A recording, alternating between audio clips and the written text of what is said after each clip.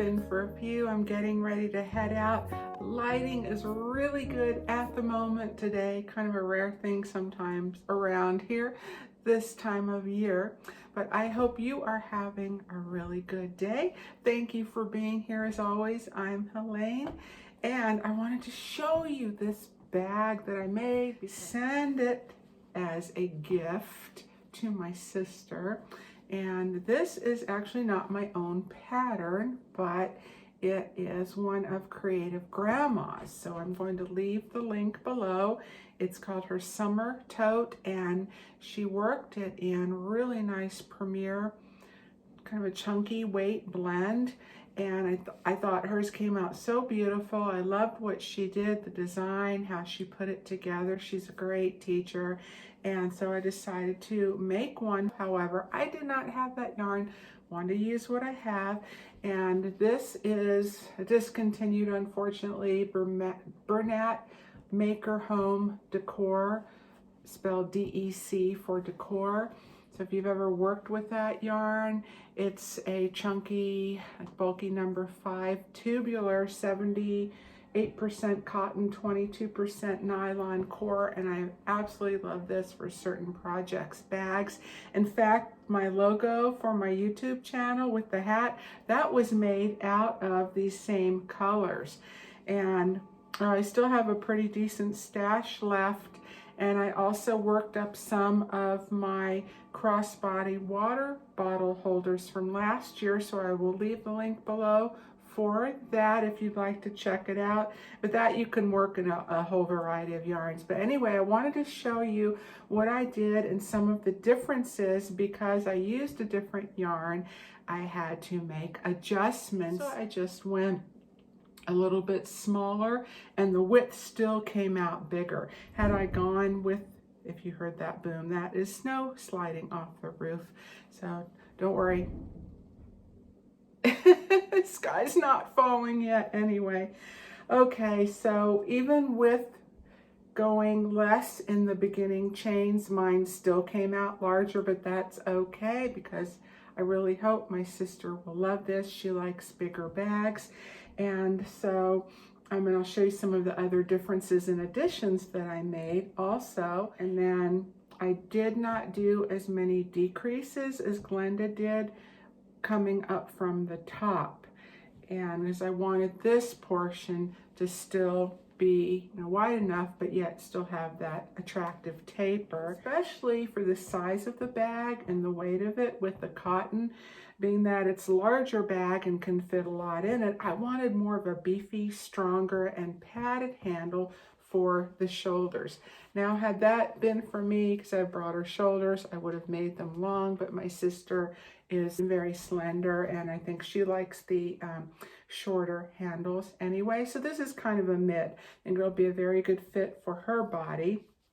And so I made this last year. So Glenda came out with about 8 months or so ago, and I just set it aside because I was trying to figure out how I wanted to redo the handle. All of my ends were already sewn in, so I wasn't even going to go there and try to pick this apart, because this type of yarn, sewing in the ends and splitting the yarn, it snags really easy, so I would have ruined the whole thing. So what I did was I did a slip stitch through both of the loops of the regular stitch, and I went all the way around the outside and the inside of both straps. So yeah, that was a lot of ends, but it was worth it. But what happened, a couple of things nice, it gave this really interesting raised dimensional texture on front, adds to the padding, but then the straps still curled. So I brought this out yesterday. I'm like, okay, I have to get this in the mail today. So what could I do? So I played around, grabbed different stitches from the front and back, and then I thought, okay, well, it needs to turn the opposite direction, so maybe I'll work the opposite way on the inside. So I just picked a place that I thought would be the most inconspicuous, and I attached my yarn. And I grabbed a couple of different stitches and then found ones that wound up being the two on the inside that just leveled and flattened out the strap. So then again, I went all the way around on the inside. It was on the underneath portion is where I did the slip stitch, but I worked it on the inside of the strap underneath, and then I turned it and worked on, both inside, outside from the underneath. I hope that makes sense. And I really like how it turned out because it just, by pulling the variegated color, it brought it all together. So originally I did the strap in the pea green. As you can see, it's solid here.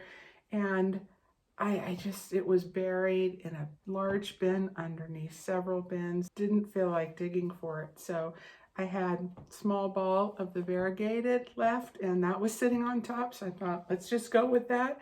It was meant to be. And then the straps, it looks equally as nice and finished and attractive on the inside too.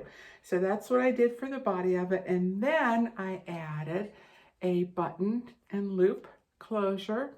I just single crocheted a loop. I attached it, and it took me a little bit fiddling with it to get it flat and even. And if I were to have to recreate that, I'm not entirely sure what I did, but I would be determined to figure that out again. But when I did the additional slip stitch, I did go all the way around the rim of the bag just to extra reinforce that too, because wherever there's weight and there's a stress point, that makes it a weak spot. So I wanted to reinforce all those places that are going to be carrying a weight-bearing load. So it's a nice flat loop, and then it just easily just flips right over and the button slips through. And I also added a pocket.